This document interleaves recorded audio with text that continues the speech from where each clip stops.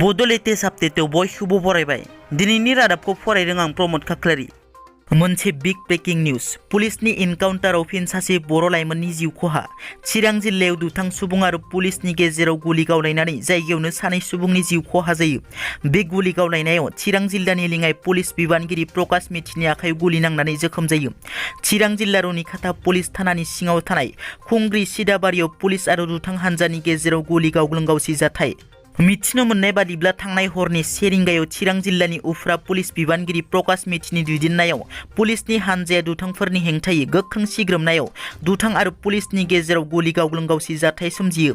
मिथिनो मोननाय बादिब्ला इनकाउन्टाराव जिउ गोमानाय सुबुंखौ बारग' एनएलएपिनि सोद्रोमा महन्त नार्जारि होनना सन्देह खालामदों चिरां पुलिसआ। गावथारजानाय गुबुन सासेखौ दासिम सिनायथिनाय जायाखै। बेराफारसेथिं थांनाय हरनि 12 रिंगासो समाव चिरां जिल्लानि धालिगाव थानानि सिङाव थानाय किसान बाजार खामारपारा गामियाव 20 बोसोर बैसोनि राजा बर' मुंनि सासे लाइमोनखौ सोरबा सिनाय मोनै दुथांफोरा लामायाव गावथारनानै गालांदों।